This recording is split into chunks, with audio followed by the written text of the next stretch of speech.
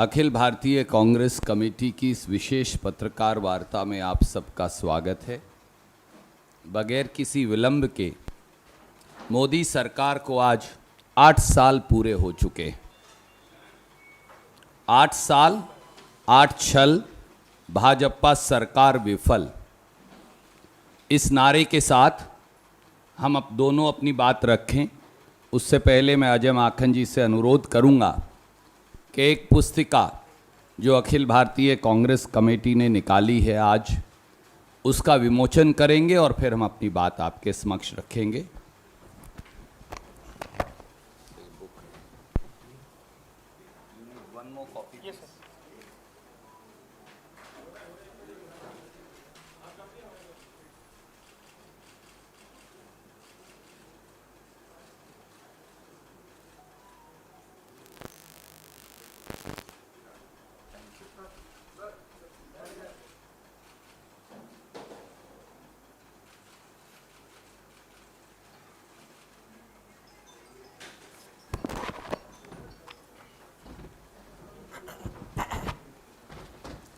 साथियों, 8 साल पहले मोदी जी ने जो नारे दिए थे उन पर जरा आज 8 साल बाद निगाह डालिए। बहुत हुई महंगाई की मार, अब की बार मोदी सरकार। बहुत हुआ किसानों पर अत्याचार, युवा बेरोजगार, पेट्रोल डीजल की मार, रुपये पर डॉलर का वार, अब की बार मोदी सरकार। आज 8 साल के बाद सभी नारों की, वादों की, जुमलों की समीक्षा करें तो मोदी सरकार की प्रत्येक नाकामी उनके द्वारा दिए गए वादों, नारों और जुमलों के अंदर आपको देशवासियों साफ दिखाई पड़ेगी। फिर एक नारा और दे दिया, मोदी जी को लाने वाले हैं, अच्छे दिन आने वाले हैं। एक गाना भी सुना दिया, पर यह नहीं बताया कि किसके अच्छे दिन। आज 8 साल के बाद तस्वीर साफ है कि मोदी जी आए तो साथ में महंगे दिन, रोजगार बिन लेकर आए। ना किसानों की आमदनी लेकर आए 2 गुना, बल्कि उन्हें दर्द दिया 100 गुना। मोदी जी आए, साथ में मंदी के दिन व्यापार बिन लेकर आए। मोदी जी आए, चीन को भारत की सरहदें पार और व्यापार की हदें पार कराते लाए। यही सच है। अच्छे दिनों की फ्लॉप फिल्म अब उतर चुकी है, क्योंकि आजकल फिल्म का जमाना है। तो अच्छे दिनों की फ्लॉप फिल्म अब उतर चुकी है और छल कपट, झूठ, जुमले, प्रचार, प्रपंच, नफरत और निराशा का सहारा ले रहे हैं। लोगों के घरों का चूल्हा बुझाकर नफरत की धीमी आंच पर अपनी सत्ता की रोटियां सेकी जा रही हैं।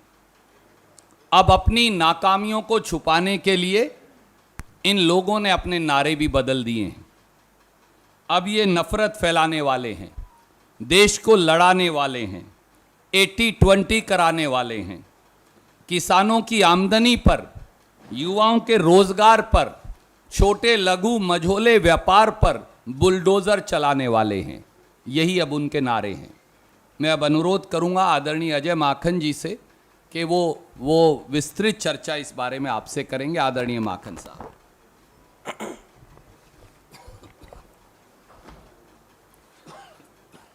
धन्यवाद रणदीप जी।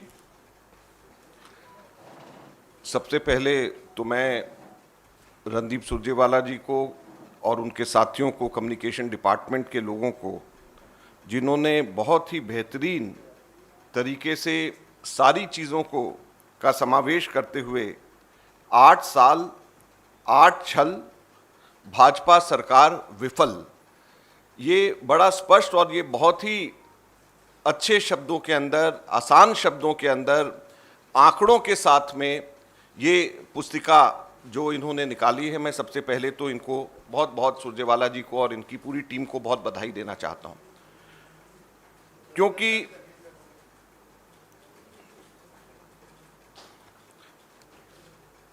क्योंकि जो नारे सुरजेवाला जी ने अभी यहाँ पे बोले, 8 साल पहले मोदी जी ने जो नारे लगाए उसमें सबसे महत्वपूर्ण नारा अच्छे दिन का था, जिसमें वो अपने हर भाषण के शुरू में और हर भाषण के खत्म में कहते थे कि अच्छे दिन आएंगे, कुछ ना कुछ साथ में लगा करके कहते थे। लेकिन आज प्रश्न 8 साल के बाद में देश की जनता कर रही है और कांग्रेस पार्टी भारतीय जनता पार्टी से ये पूछना चाह रही है कि किसके अच्छे दिन आए? क्या भारतीय जनता पार्टी के अच्छे दिन आए, जिसके 5,000 करोड़ रुपया से अधिक संपत्ति भारतीय जनता पार्टी के खातों के अंदर आ गई? अच्छे दिन तो उनके आए। या उन 2-3 धन्ना सेठों के अच्छे दिन आए जो हर रोज 1,000 करोड़ रुपया कमा रहे हैं? अच्छे दिन तो उनके आए।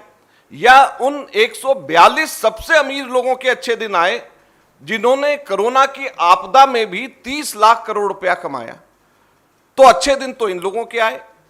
अच्छे दिन आए उन बैंक लुटेरों के जिन्होंने 5,35,000 करोड़ रुपए का गबन किया। बैंक लुटेरों ने, अच्छे दिन तो उनके आए। और देश की जनता जिनसे वोट अच्छे दिनों का वायदा लेकर के किया गया, उनका क्या हुआ? 1,000 रुपए का खाना खाने की गैस का सिलेंडर, 200 रुपए खाना बनाने का तेल और दाल, 100 रुपए से ऊपर पेट्रोल और डीजल देश की जनता के लिए। किसानों के लिए क्या? 3 काले कानून, आत्महत्या का दंश और मात्र 27 रुपए रोज की आमदनी, यह किसानों को मिला। युवाओं को क्या मिला? 45 वर्ष की आज तक की भीषणतम बेरोजगारी, यह हमारे युवाओं को मिला। एमएसएमई को, मध्यम वर्गीय जो हमारे इंडस्ट्रीज हैं, उनको क्या मिला? 60 लाख एमएसएमई तालाबंदी के कगार के ऊपर हैं और व्यापार के अंदर मंदी है। 84% लोगों की घटी हुई आमदनी है। 12 करोड़ लोगों को नौकरी से उनको छुट्टी मिल गई। तो ये लोगों को क्या अच्छे दिन दिखाने के लिए 8 वर्ष पूर्व मोदी जी सत्ता के अंदर आए थे? आज कांग्रेस पार्टी, भारतीय जनता पार्टी और मोदी जी से ये पूछना चाहती, अगर हम लोग जो है विश्व स्तर के ऊपर जो अलग अलग सर्वेज होते हैं, अलग अलग आंकलन होता है, अगर हम भारत को और भारत का हम 2014 और आज के अगर हम आंकलन करें, और इस पुस्तिका में बहुत ही खूबसूरती से इसका पूरा ग्राफिक डिटेल है, मैं आपको बताना चाहता हूं। ग्लोबल हंगर इंडेक्स के अंदर भारत 2014 के अंदर 55वें पायदान पे था, जो आज बढ़ करके 101वें पायदान पे, 101 नंबर पे ग्लोबल हंगर इंडेक्स के अंदर भारत पहुंच गया। आप सोचिए, 55 नंबर से बढ़कर के 101वें नंबर पे। ये भारत का विश्व के अंदर ग्लोबल हंगर इंडेक्स के अंदर भारत ने इतनी प्रगति भारत के अंदर करी, जिसको ये विश्व गुरु बना रहे हैं। फ्रीडम ऑफ प्रेस, आप सबके सब साथी 140 से ऊपर बढ़ करके फ्रीडम ऑफ प्रेस के अंदर हमारा विश्व की गिनती के अंदर 150 पे आ गए। जेंडर गैप इंडेक्स 114 से बढ़कर के 140 पे पहुंच गए। रूल ऑफ लॉ, जो कि हमारे किसी भी लोकतंत्र के लिए सबसे महत्वपूर्ण है, रूल ऑफ लॉ इंडेक्स में 35 से बढ़कर के हम 79 पे हम लोग पहुंच गए। सोशल प्रोग्रेस इंडेक्स 102 से बढ़कर 115 पे पहुंच गए। डेमोक्रेसी इंडेक्स, लोकतंत्र जिसको हम कहते हैं कि भारत में अब लोकतंत्र नहीं रहा, 27 से आगे बढ़कर के हम 46वें पे पड़ गए। ग्लोबल फूड सिक्योरिटी इंडेक्स में भी हम 69 से बढ़कर के हम 71 तक के हम सबके सब लोग पहुंच गए। तो हर वैश्विक मापदंड के अंदर भारत फिसलता जा रहा है और भारत नीचे गिरता जा रहा है। आज भारत की स्थिति ये हो गई है। तो हम लोगों ने जो 8 साल 8 छल जो कहा है, इसको 8 अलग अलग वर्गों के अंदर बांटा है। मैं बहुत ही संक्षिप्त में ये 8 वर्ग क्या हैं और उनके एक एक दो मैं आपको बताऊंगा। अगर डिटेल में बताया तो ये सारे के सारे में कम से कम 2-3 घंटे की प्रेस कॉन्फ्रेंस चाहिए होगी, इसलिए हम बहुत ही संक्षिप्त में आपको बताएंगे और ये भी आप लोगों को हम बांटेंगे, तो आप लोग इसको आगे देख भी सकते हैं। सबसे पहला छल, भाजपा है तो महंगाई है। होलसेल प्राइस इंडेक्स, थोक महंगाई 30 सालों में आज तक के सबसे ज्यादा बढ़कर के 15.08% पे पहुंच गई। खुदरा महंगाई, कंज्यूमर प्राइस इंडेक्स 8 साल में सबसे बढ़कर के 7.8% के ऊपर हो गई है। पेट्रोल और डीजल के ऊपर 27,50,000 करोड़ का एक्साइज भाजपा की सरकार ने पिछले 8 वर्षों के अंदर लिया है। हम सब लोग जानते हैं, आपको हम बार बार बता चुके हैं कि डीजल पर एक्साइज ड्यूटी 344% और पेट्रोल पर एक्साइज ड्यूटी 110% बढ़ी है। गैस के ऊपर हमारे समय के ऊपर हमारी सरकार 46,458 करोड़ रुपए की सब्सिडी दिया करती थी ताकि गैस का बोझ हमारे साधारण लोगों के ऊपर ना पड़े। ये पूरी की पूरी सब्सिडी खत्म कर दी गई है। लिहाजा उसका असर क्या है, 2014 के अंदर डोमेस्टिक गैस सिलेंडर 410 रुपए था, आज डबल होकर के 800 रुपया हो गया है।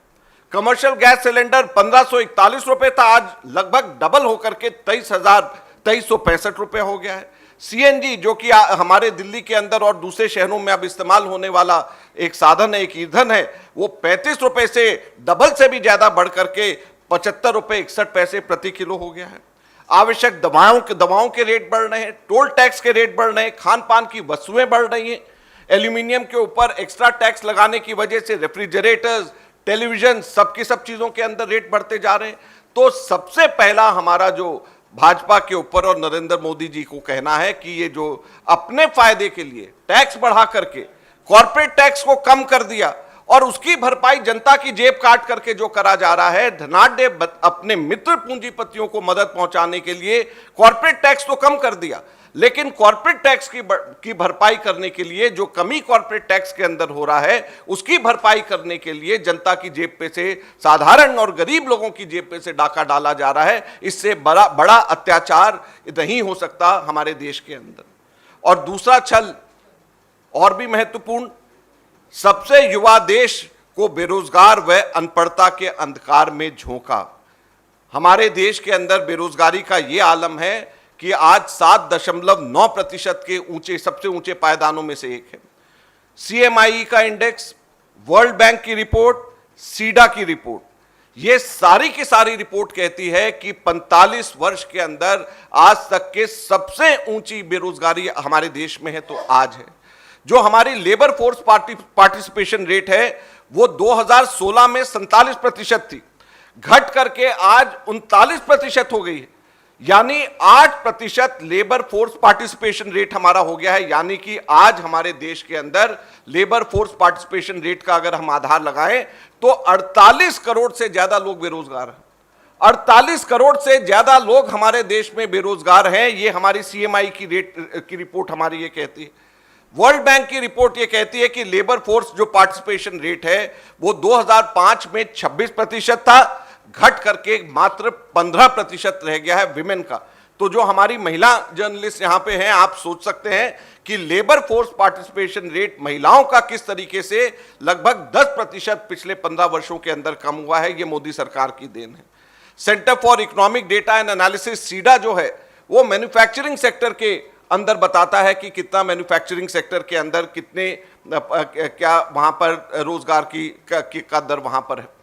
हैरानी करने की वाली बात यह है कि जो हमारे देश के अंदर मैन्युफैक्चरिंग सेक्टर को आगे बनाना चाहते हैं, बढ़ाना चाहते हैं और पहले साल से कह रहे हैं कि हम लोग मैन्युफैक्चरिंग हब बनाएंगे हमारे देश के अंदर, 2016-17 के अंदर 5 करोड़ 10 लाख लोग मैन्युफैक्चरिंग सेक्टर में थे, जो आज घट करके मात्र 2 करोड़ 70 लाख लोग रह गए। तो लगभग 2 लाख से भी ऊपर, लगभग 2,40,000 लोग हमारे बेरोजगार हुए हैं मैन्युफैक्चरिंग सेक्टर के अंदर पिछले 4-5 वर्षों के अंदर। तो जो मैन्युफैक्चरिंग हब बनाने वाले हमारे देश की बात करते थे, वहां पर आज ये स्थिति हमारी हो गई है। सरकारी नौकरियों की बात करें तो 62 लाख सरकारी नौकरियां वैकेंसी है, 62 लाख वैकेंसीज हमारे देश के अंदर। इसके अंदर बहुत अच्छा चार्ट दिया गया है। 62 लाख जो वैकेंसीज हमारे सरकारी हैं, इसके अंदर इस बुकलेट में बहुत ही एक खूबसूरत चार्ट दिया गया है। ये चार्ट ये सुरजेवाला जी आपको दिखा रहे हैं। इसमें जो मुख्य जो डिपार्टमेंट्स हैं मैं आपको पढ़कर बताना चाहता हूं कि जो सेंट्रल गवर्नमेंट की डिपार्टमेंट्स हैं उसमें 9,10,000 वैकेंसीज हैं। हेल्थ सर्विसेज के अंदर जिसमें आंगनवाड़ी और हेल्थ पर्सनल हैं, उन दोनों के अंदर मिलाकर के लगभग 3.5 लाख वैकेंसीज हैं। प्राइमरी एजुकेशन के अंदर लगभग 8.5 लाख की वैकेंसीज हैं। हायर एजुकेशन के अंदर लगभग 50,000 की वैकेंसीज हैं। हमारे आर्मी और पुलिस के अंदर, दोनों के अंदर मिलाकर के लगभग 9 लाख की वैकेंसीज हैं। कोर्ट्स में वैकेंसीज हैं, स्टेट्स में अलग अलग वैकेंसीज हैं। टोटल 62,39,000 वैकेंसीज हमारे देश के अंदर है। आप देखिए कि हमारे देश के अंदर बेरोजगारी 45 वर्ष में सबसे ऊंची है, लेकिन सरकार के अंदर हमारे 62,29,000 वैकेंसीज हमारे केंद्र और राज्य सरकारों के अंदर पड़ी हुई हैं। हमारी आर्म फोर्सेस के अंदर, पैरामिलिट्री फोर्सेस के अंदर, पुलिस फोर्सेस के अंदर, हमारे एजुकेशन सेक्टर के अंदर, हेल्थ सेक्टर के अंदर, हर जगह के ऊपर वैकेंसीज हैं, जगह है, लेकिन सरकार उनको नहीं भर पा रही है। तो इस चीज का जिम्मेवार कौन है? सीधे सीधे सरकार नहीं है तो कौन है? रेलवे के अंदर 2,66,000 लोगों की वैकेंसीज हैं।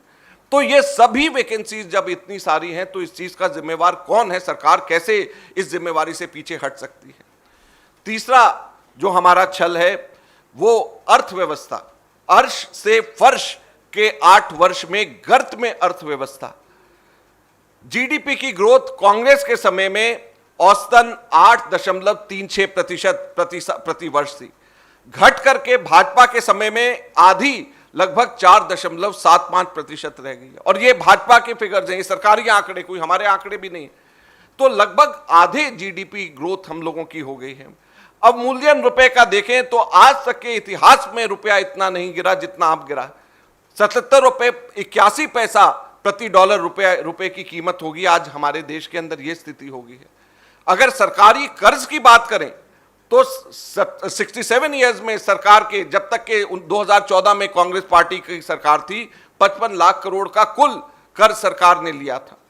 पिछले 8 सालों के अंदर, सिर्फ मात्र 8 सालों के अंदर 80 लाख करोड़ रुपया कर्ज सरकार ने लिया। तो आप सोचिए कि 67 वर्षों के अंदर 55 लाख करोड़ और 8 वर्ष के अंदर 80 लाख करोड़ का कर्ज इस सरकार ने केवल लिया है। तो आज हमारा भारतवासी, हर एक भारतवासी औसतन 1 लाख रुपए के कर्ज में इस सरकार की वजह से डूबा हुआ है।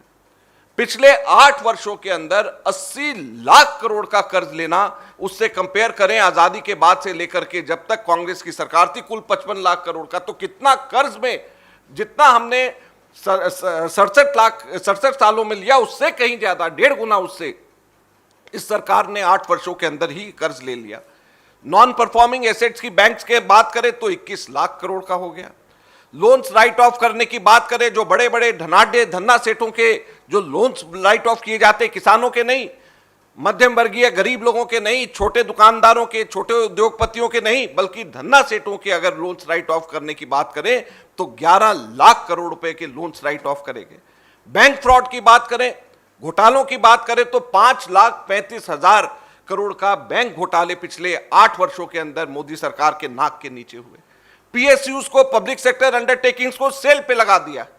27,000 किलोमीटर हाईवे सेल पे, 6,000 मेगावाट की बिजली उत्पादन सेल पे, 8,000 किलोमीटर की गैस पाइपलाइन सेल पे, 210 लाख मीट्रिक टन का अनाज भंडार सेल पे, 2,86,000 किलोमीटर टेलीकॉम फाइबर सेल पे है, 25 एयरपोर्ट सेल पे, 9 पोर्ट सेल पे, 761 माइनिंग ब्लॉक सेल पे, 2 नेशनल स्टेडियम सेल पे, 1,52,000 करोड़ मूल्य का रेलवे के एसेट सेल के ऊपर है। तो पूरे देश को इन्होंने सेल के ऊपर लगा दिया है, पूरे देश के लोगों को कर्ज के ऊपर इन्होंने डुबो दिया है। ये मोदी सरकार के 8 वर्ष का भारत को अच्छे दिन दिखाने का सपना पूरा इस तरीके से करा जा रहा है, ये हम सब लोगों को आज समझने की जरूरत है।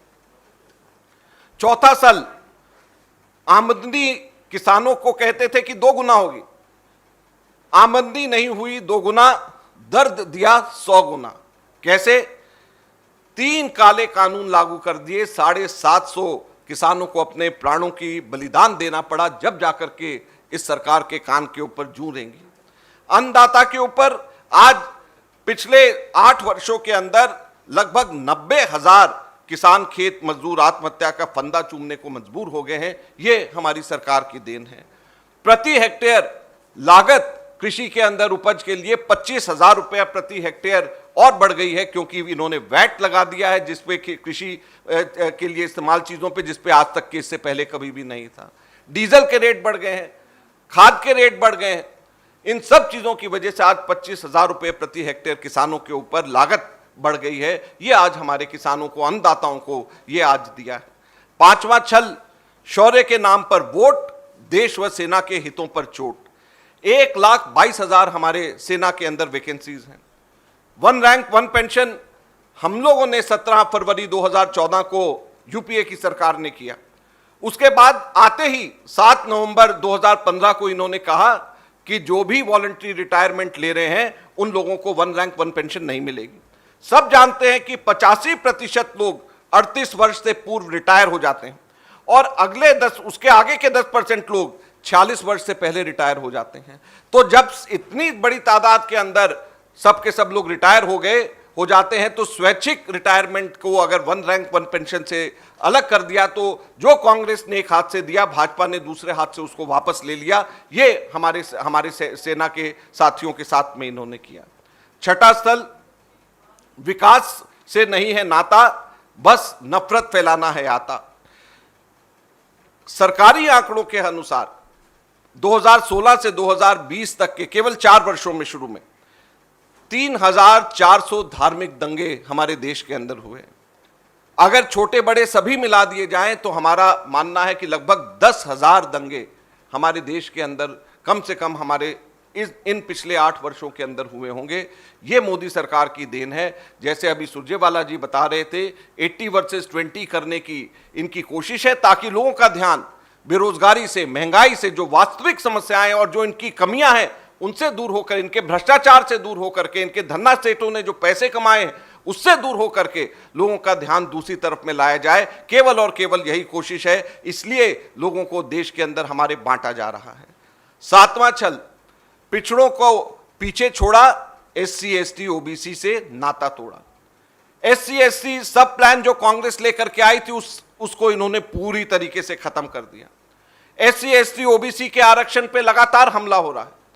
जो PSUs इन्होंने प्राइवेटाइज करने की बात करी है, इसमें 4,31,000 लोग SC ST और OBC के हैं। जब ये प्राइवेटाइज हो जाएगा तो इनके ऊपर तलवार लटकेगी और साथ में नई भर्तियां SC ST OBC की इन PSU जब प्राइवेटाइज हो जाएंगी, जब ये सरकार के अंदर नहीं रहेगा तो इसमें कहीं पे भी इनके आरक्षण की बात नहीं रहेगी।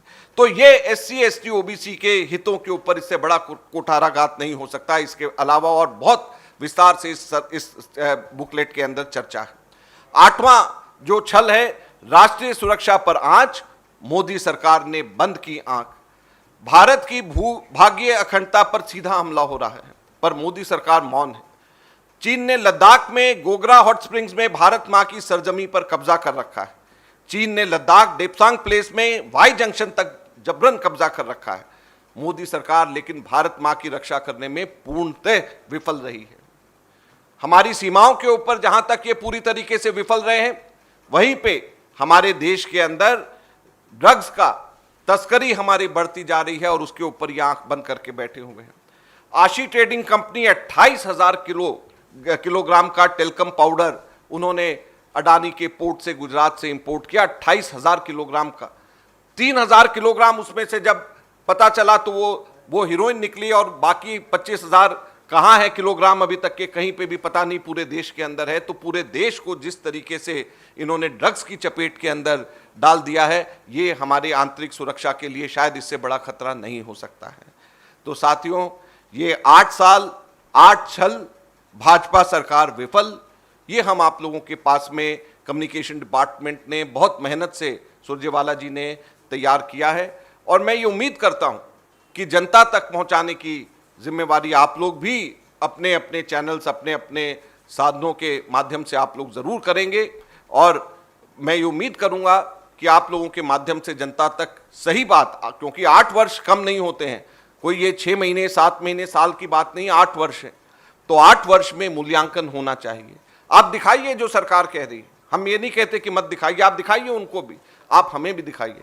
आप दिखाइए कि वो वो कहते हैं कि उन्होंने काम किया है। आप ये भी बताइए कि किस तरीके से हमने एक सशक्त और सजग विपक्ष होने के नाते हम उनको कटघरे में खड़ा कर रहे हैं, हम उनसे सवाल पूछ रहे हैं और यही काम मीडिया का है। हम उम्मीद करेंगे कि आप इस पर न्याय करेंगे, देश की जनता के साथ न्याय करेंगे। धन्यवाद। शुक्रिया। Any questions we can take one by one. Let's start with you in English answer actually the question when it comes. जी आप बताइए। आपने रोजगार की बात कही, लेबर कोड आने वाले हैं, उनको भी वैसे ही काला कानून कहा जा रहा है, कल जून में आएंगे। उसमें फिक्स टर्म एम्प्लॉयमेंट की बात है, जिसमें घंटे के आधार पर रोजगार होगा, स्थायी नौकरियां जाएंगी। मेरा सवाल है कि आपकी चिंता है कि किसी ड्राफ्ट में लेबर के इन इशूओं पर, लेबर कोड के बारे में या लेबर के और दूसरे कंसर्न के बारे में हमें कुछ देखने को नहीं मिला। न कांग्रेस अध्यक्षा के भाषण में था, न पूर्व अध्यक्ष के भाषण में था, और उसमें रिप्रेजेंट जो किए इंटर के वो भी मूल रूप से वो रेडी ही नहीं है। आदरणीय साथी, सबसे पहले तो जो आपने सवाल उठाया वो बहुत प्रासंगिक है, आपको साधुवाद।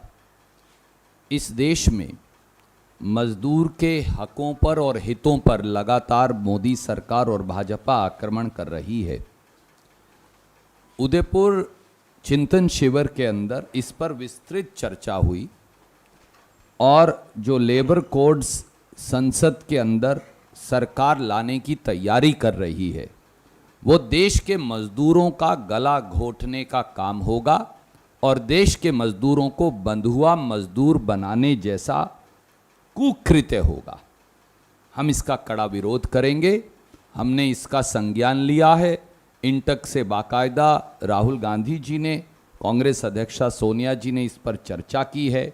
दूसरी लेबर ऑर्गेनाइजेशन से भी जो शायद हमारी पार्टी से संबंधित ना हो, उनके कुछ चुनिंदा प्रतिनिधियों से इस पर चर्चा हुई है। मनरेगा भी अब उसी लेबर का एक हिस्सा है और मनरेगा में जिस प्रकार कटौती की गई है वो भी बहुत चिंताजनक है। भारतीय राष्ट्रीय कांग्रेस इस लड़ाई को सुदृढ़ता से लड़ेगी और हम देश के मजदूर को बंधुआ मजदूर का दर्जा देने के मोदी सरकार के षड्यंत्र को कामयाब नहीं होने देंगे। Yes please.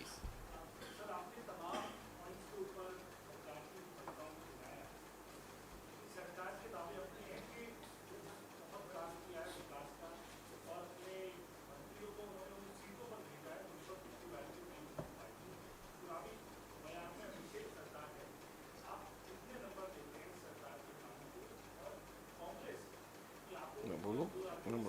जोशी जी ने, मुरली मनोहर जी ने कहा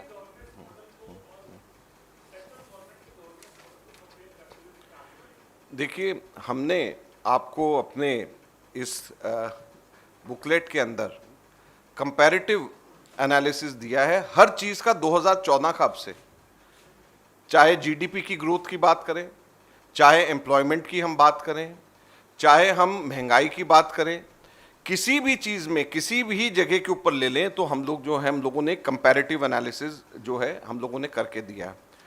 और मैं ये चाहूँगा कि जो हमने फैक्ट्स फिगर्स दिए हैं, जो सरकारी आंकड़े हैं, उसी के जवाब में दें ना वो लोग। तो जब सरकारी आंकड़ों के अंदर जब आपकी कोर्ट में बहस कर लें।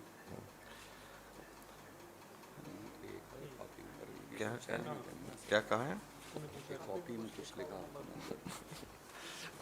मुरली मनोहर जोशी जी ने कहा है कि अगर कॉपी में कुछ लिखा है तभी नंबर दूं, तो अगर कॉपी में कुछ लिखा ही नहीं है, वो तो प्रोफेसर मुरली मनोहर जोशी जी फिजिक्स से प्रोफेसर हैं, तो वो कह रहे हैं कि जब उन्होंने कॉपी में कुछ लिखा ही नहीं है तो नंबर मैं कहाँ पे दूं? यानी कुछ किया हो तो नंबर दूं, जब कुछ किया ही नहीं है तो नंबर नहीं दें। और दूसरा, सुरजेवाला जी का, हम सब लोगों का बड़ा स्पष्ट है कि हम चैलेंज करते हैं मोदी जी से आ जाएं और सवाल जवाब कर लें और हम अपनी तरफ से बात रखें, वो अपनी तरफ से बात रखें, कहीं पे भी आए, आप ही के किसी फोरम में आ जाए। CNN न्यूज़ 18 पर बुला लीजिए कहीं और, नहीं तो हमें वो भी मंजूर है। और जो आपके जो विशेष एंकर हैं उनको बिठाइएगा जज के तौर पर, ताकि मोदी जी को ये ना हो कि जज उनकी पसंद का नहीं है। मुरली मनोहर जोशी जी को भी जज बनाना चाहिए साथ में।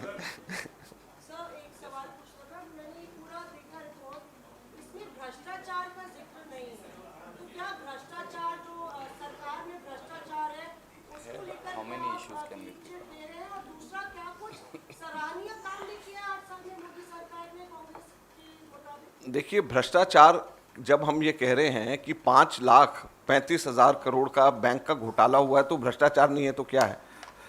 जब हमने नाम भी लिखे हैं कि किस किस ने किए हैं, मेहुल भाई और सबके नाम दिए हुए हैं।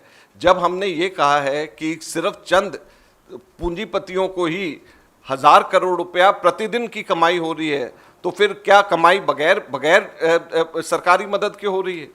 तो ये हमने इससे ज़्यादा, तो ये जब मैंने सबसे पहले पढ़ करके जो बताया है, जो हमारा प्रियम्बल है इसके अंदर, वहाँ पे तो सारी की सारी चीज़ें। माकन साहब, आप सरकार में भी रहे, मेरा मतलब था कि किसी मंत्री पर क्या सीधे तौर पे ना तो कोई मामला हुआ, ना किसी का इस्तीफा हुआ। यहाँ पे इस जगह से कम जो है 10 प्रेस कॉन्फ्रेंसेस तो मैंने करे हैं, और कम से कम 100 करे होंगे सुरजेवाला जी ने, रफेल से लेकर के कहाँ पे क्या क्या चीज़ें नहीं बोली होंगी। तो LIC का घोटाले से लेकर के, रफेल घोटाले से लेकर के, राइस घोटाले से लेकर के, दुनिया भर के हैं, दाल घोटाले से लेकर के, ये जो अभी हम जब कह रहे हैं कि हीरोइन की तस्करी हुई है यहाँ पे, तो क्या ये घोटाला नहीं है क्या?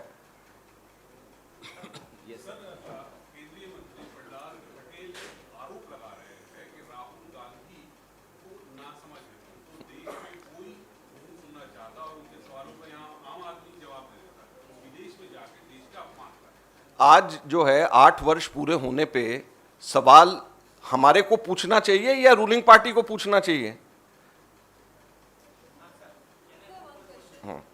After her, I'll come to you. अभी कुछ दिन पहले बीजेपी के ऑफिस बेरर्स की एक मीट हुई थी, वहाँ पे प्रधानमंत्री ने ऑपोजिशन के आरोप लगाया था कि ऑपोजिशन डिवाइड कर रही है, कम्युनल डिवाइड का एजेंडा आप लोग लगातार उठा रहे हैं। इस कमेंट को किस तरह से देखते हैं? और साथ ही ये भी कहा था कि जो बीजेपी के ऑफिस बेरर्स हैं उनको बोला कि डेवलपमेंटल इश्यूज पे स्टिक करें, तो इसको आप किस तरह? सब लोग जानते हैं कि जहाँ जहाँ पर पे भी कम्युनल वायलेंस हुआ है, वहाँ पर भारतीय जनता पार्टी के लोग किसी ना किसी रूप से प्रत्यक्ष या परोक्ष रूप से इन्वॉल्व रहते हैं। और जिस तरीके से जिस जगह के ऊपर हो रहा है, जो टाइमिंग है, वो सीधे के सीधे भारतीय जनता पार्टी अपने चुनाव के अंदर फायदा पहुंचाने के लिए कर रही है। हम लोगों ने 4 वर्ष के अंदर 3400 इंसिडेंट्स जो कम्युनल वायलेंस के इंसिडेंट्स हैं, हमने इस बुकलेट के अंदर रखा है। हमारा मानना है कि लगभग 10,000 के करीब ऐसे छोटे बड़े इंसिडेंट्स हुए होंगे जो कि इतने आज तक के इतिहास में कभी भी नहीं हुए। तो जो सरकार है वो इस चीज़ को जिम्मेवार है, उनकी अपनी पार्टी के लोग इसके अंदर सीधे के सीधे रहते हैं, उनका अपना खुद का एजेंडा भारतीय जनता पार्टी का है, किसी और का तो नहीं।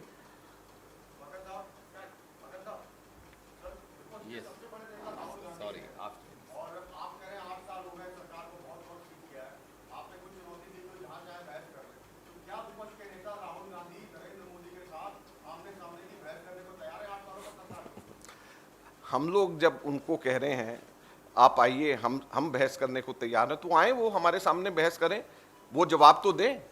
वो हम कह रहे हैं ना उनको आए, वो जब वो हमसे पूछें, वो हमको कहें तो हम जवाब देंगे। अभी तो हम उनको कह रहे हैं आइए। अब पहले बीट कॉरेस्पॉन्डेंट से तो बहस कर लो, फिर एडिटर से भी कर लेना।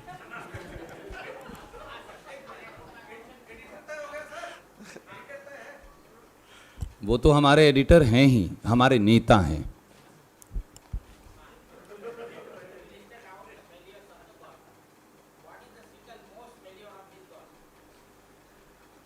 Well, we have divided the entire failures into 8 parts. And if you look at each one of them, each one of these failures is bigger than the other.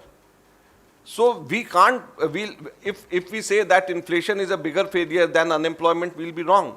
If we say that failure with respect to farmers is bigger than inflation and unemployment, it would be wrong, because all these things, all these 8 things which we have picked up, all these things concerns each and every citizen of the country. Be it failure to protect our boundaries, be it rising inflation, all these failures are bigger than each other. So we can't pick one failure over the other.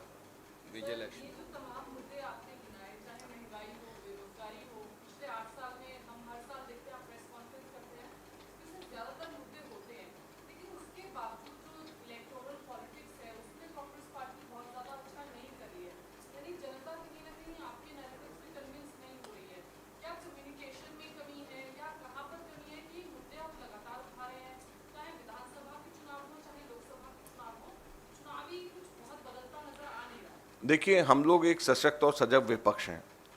चुनाव के नतीजे और विपक्ष की सक्रियता दोनों की दोनों चीज़ें अलग अलग हैं। हम अपना धर्म का पालन कर रहे हैं और जहाँ तक के चुनाव में विजय की बात है और बेहतर प्रदर्शन करने की बात है, हमारा उदयपुर के अंदर नवसंकल्प शिविर हुआ है और उसके अंदर हम लोगों ने कुछ निर्णय लिए हैं, आपके सामने हैं और हम उम्मीद कर रहे हैं कि, और उसके ऊपर आप लोगों ने देखा होगा कार्रवाई भी उस पर शुरू हो गई है, तो हम उम्मीद करते हैं कि उसके बाद में और आपको बेहतर कांग्रेस के कार्य करने के तरीकों में आपको नजर आएगा और हम लोग और बेहतर तरीके में करेंगे। लेकिन साथ साथ में मैं फिर आप लोगों के माध्यम से कहना चाहूँगा कि जो हम लोगों ने पिछले 8 वर्षों का सरकार का लेखा जोखा जो हमारे कम्युनिकेशन डिपार्टमेंट ने तैयार किया है, इसको प्लीज़ आप चर्चा करें, क्योंकि ये लोगों तक पहुँचना बहुत ज़रूरी है। एक तरफा बात वो लोग तो अपनी एडवर्टीजमेंट्स के माध्यम से भी कह देते हैं, आप लोगों के माध्यम से भी कह देते हैं, तो हम लोगों का तो एक सोर्स है, आप ही लोग हैं। अगर आप लोग उसको दिखाएंगे और बताएंगे तो लोगों तक पहुँचेगी। I'll come to you, sir. After her, I'll come back to you.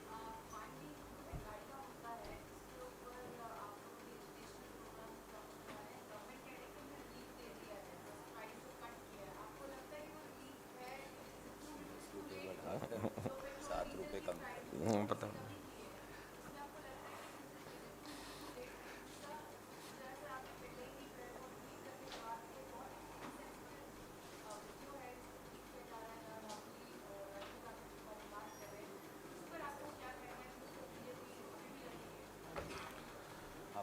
सवाल लीजिए।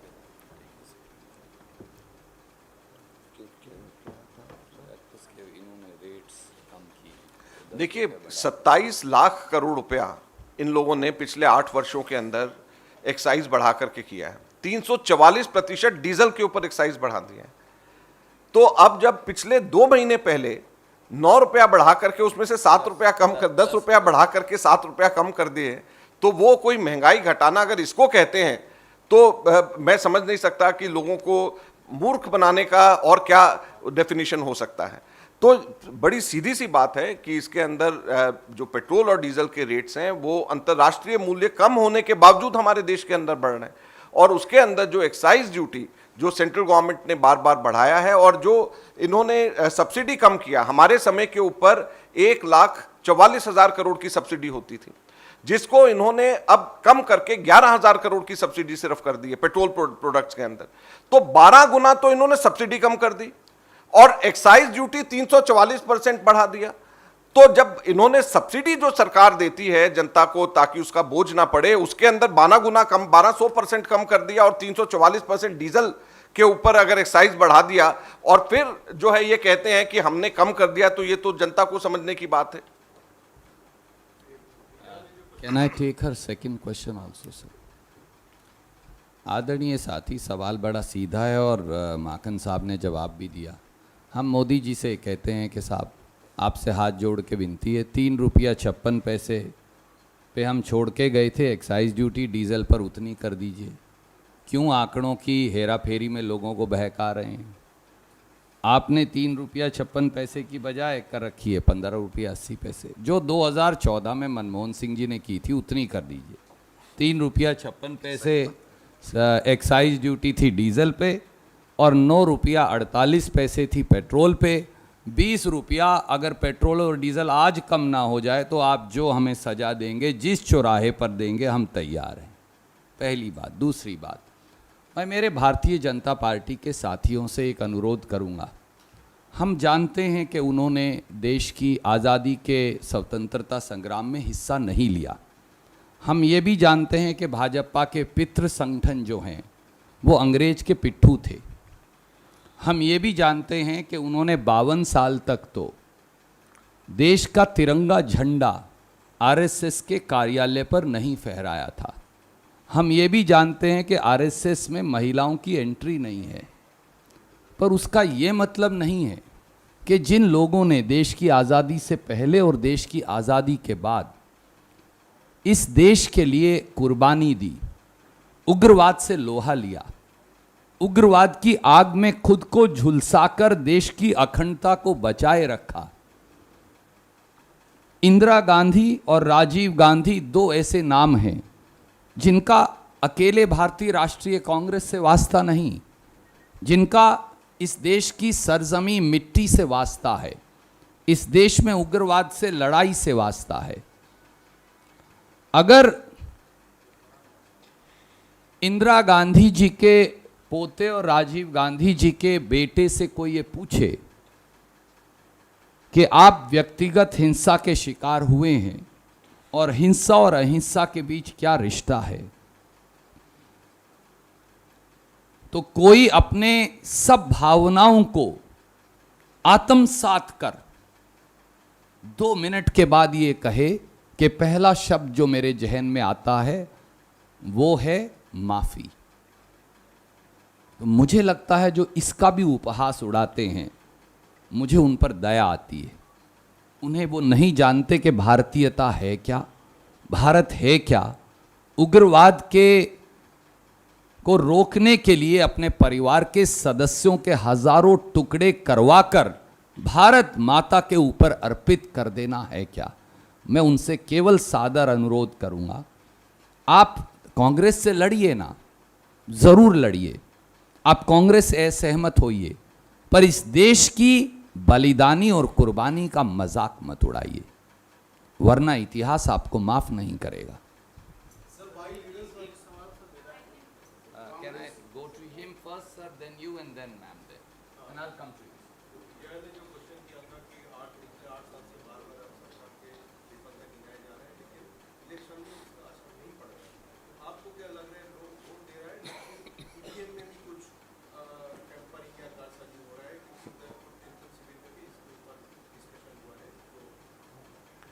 नहीं नहीं, इसमें इसका ऐसा नहीं है। मैंने अभी बताया कि उदयपुर चिंतन शिविर में हम संगठन को के अंदर कैसे स्ट्रक्चरल चेंजेस करें, किस तरीके से हम लोग और बेहतर तरीके से काम करें, उसको हम लोग उस पे लगे हुए हैं। किस तरीके से हम युवाओं की भागीदारी हम सुनिश्चित करें, तो हम उसको आगे लेकर के जाएंगे।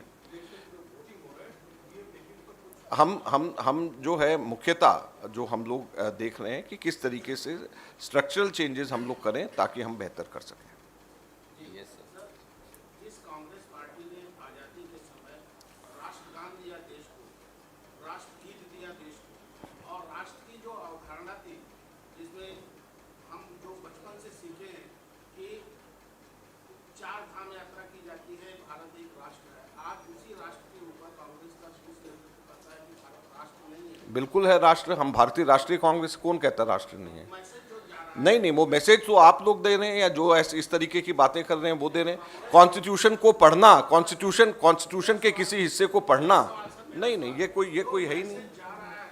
हाँ, बिल्कुल कोई मैसेज कुछ लोग देने की कोशिश कर रहे हैं, कोई मैसेज नहीं जा रहा है। हम भारतीय राष्ट्रीय कांग्रेस हैं, हम भारत भी हैं, राष्ट्रीय भी हैं। आई नो कि आप इतनी देर से पूछ नहीं रहे थे, इसके बाद पूछेंगे, पर मैं आपकी भावना समझ के दोनों का जवाब दे ही देता हूँ। आदरणीय माखन साहब ने स्पष्ट शब्दों में कहा, मैं फिर दोहराता हूँ, India is A union of states. क्या हरियाणा के बगैर भारत बन सकता है? क्या पंजाब के बगैर भारत बन सकता है?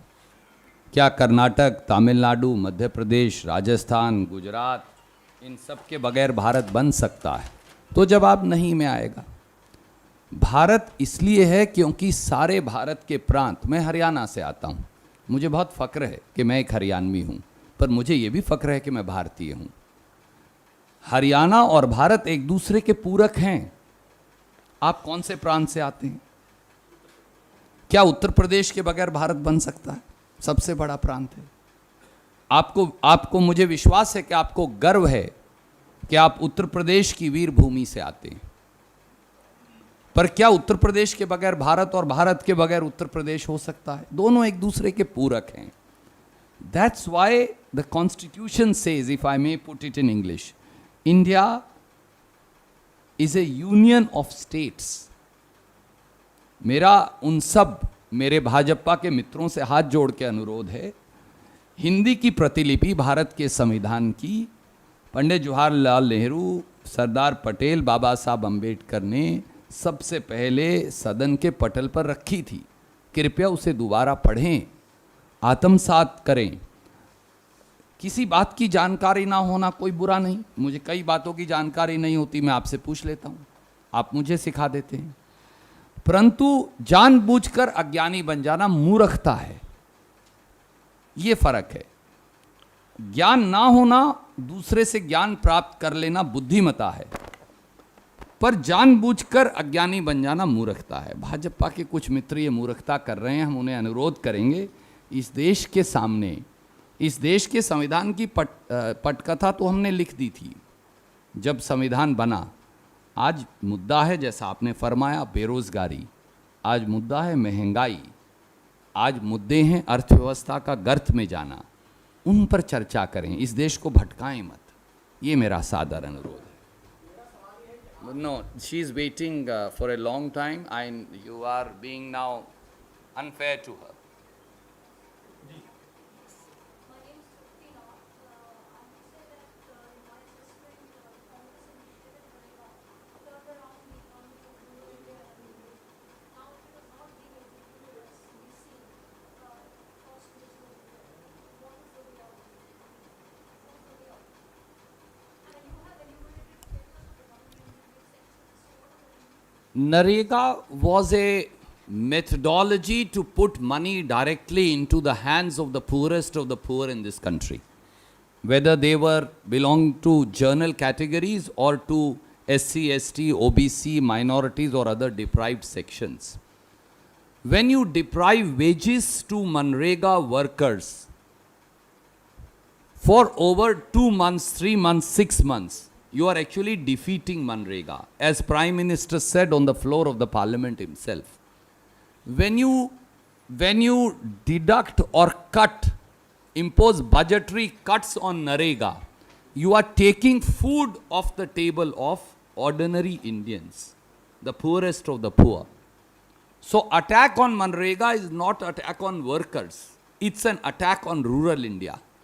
It's an attack on those who need government's help the most. And it's an attack on our economy, for that money doesn't come back into the system. We will continue to demand that Prime Minister, who's personally hostile to the entire concept of Narega, as he admitted on the floor of the Parliament, should now at least undo his lopsided thought process and policies. Second last question, ma'am. Since yesterday, BJP is raising the issue of Lok Sabha MP Rahul Gandhi going without a permission. I know you tweeted about it, but Shri Rahul Gandhi had taken the adequate FCRA permission. Let me say that on record. Shri Rahul Gandhi does not require political clearances. For, please understand, and I know all of you are extremely wise and astute sitting here, but please give little bit of gyan to those who are being deliberately ignorant. If you are a minister, if you are holding a public office, if you are a member of a commission, if you are a government servant, and you go for a official function outside India, you need political clearances. But if a member of parliament or a member of legislative assembly or a member of legislative council travels, he or she only needs FCRA clearance and not any political clearance from Prime Minister. We still are a democratic country. We don't live in Stone Age, and hopefully we will not live like that.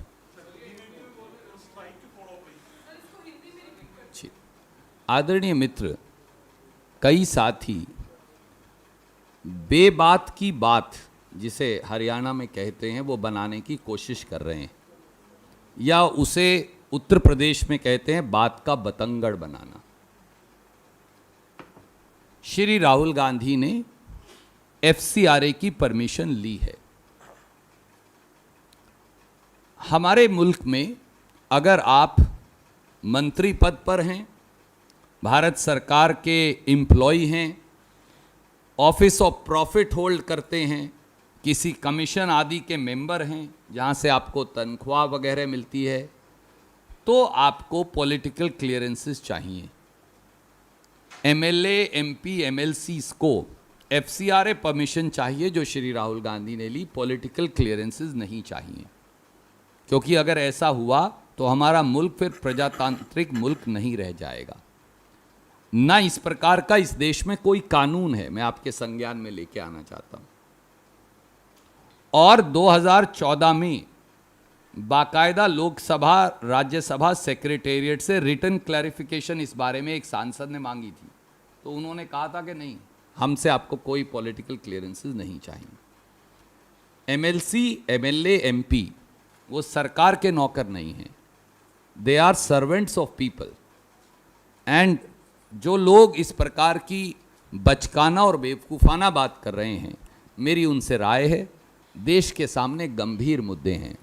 वो गंभीर मुद्दे हैं, 15% से ज़्यादा महंगाई है, टमाटर लाल आंख दिखा रहा है, 90 रुपये किलो का हो गया, उस पर वो चर्चा नहीं करना चाहते। खाने का तेल 200 रुपया है, उस पर वो चर्चा नहीं करवाना चाहते।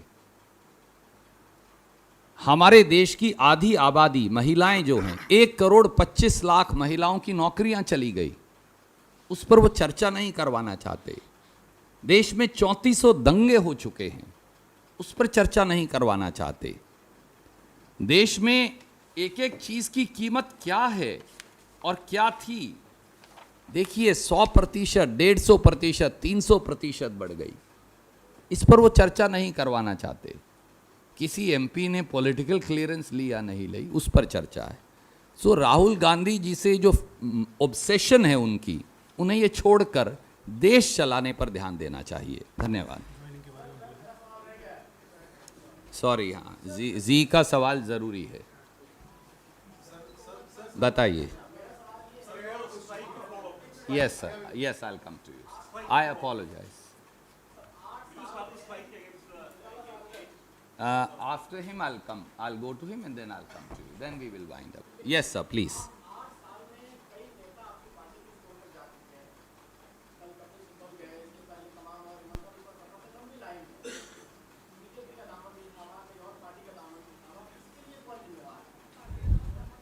मेरी उन सब साथियों को अच्छे भविष्य की शुभकामनाएं। Yes sir.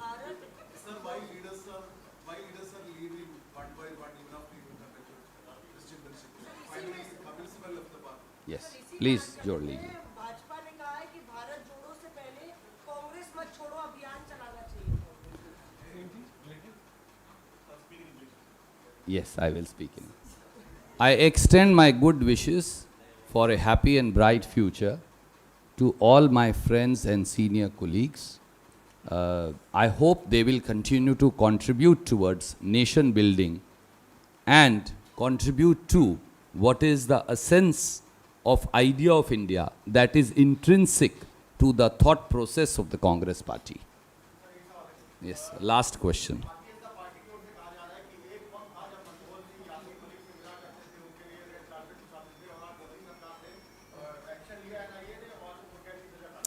आदरणीय साथी, मैंने जैसा कहा कि ये लोग बचकानी और बेवकूफ़ाना बातें कर इस देश का ध्यान बांटना चाहते हैं। यासिन मलिक को चाय पिलाने के लिए किसने बुलाया था जब वो देश के प्रधानमंत्री थे? आदरणीय अटल बिहारी वाजपेयी जी ने। यासिन मलिक से वार्तालाप किसने किया था? आदरणीय अटल बिहारी वाजपेयी जी ने। यासिन मलिक से मुलाकात किसने की थी पीडीपी से सरकार बनाने के बाद? आदरणीय नरेंद्र मोदी जी ने। अलगाववादियों से वार्तालाप किसने किया था?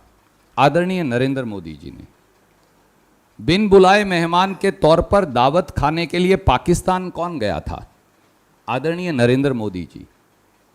जो बदनाम आईएसआई है जो भारत में उग्रवाद फैलाती है, उसे पठानकोट एयरबेस की जांच के लिए कौन बुलाकर लाया था? आदरणीय नरेंद्र मोदी जी।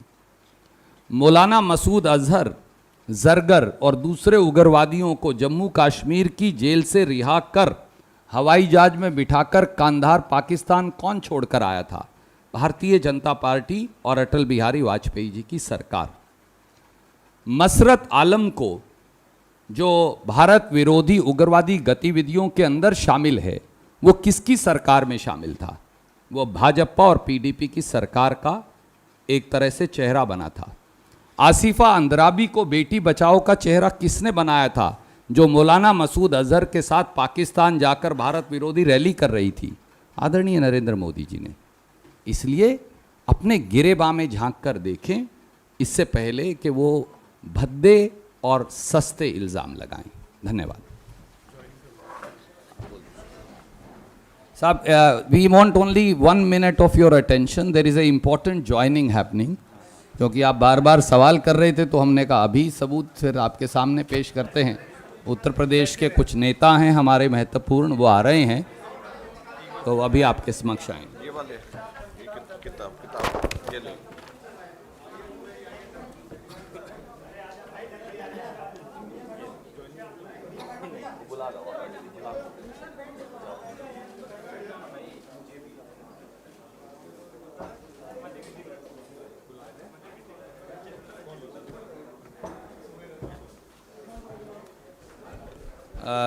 शुक्ला जी हमारे बीच में हैं, जो हमारे प्रभारी हैं हिमाचल प्रदेश के। वो उत्तर प्रदेश के कुछ महत्वपूर्ण नेताओं को कांग्रेस में ज्वाइन करवाएंगे। मैं उन्हें अनुरोध कर रहा हूँ, आपके बीच में 1 सेकंड में होंगे।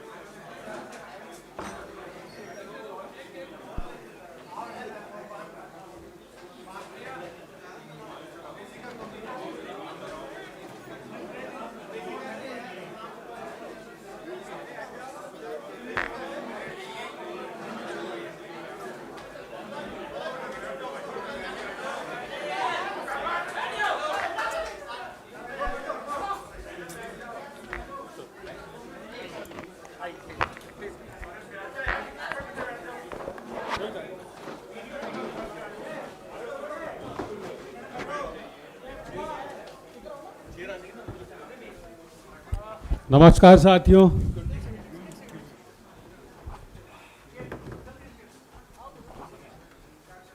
हम 2 मिनट ले लेते हैं, कोई बात नहीं। राजेश चेंज ओवर भी करेगा, चेंज ओवर कर रहा है, चेंज ओवर कर रहा है। और कहाँ आगे सारे लोग बाहर गए ना। 2 मिनट वेट कर लेते हैं।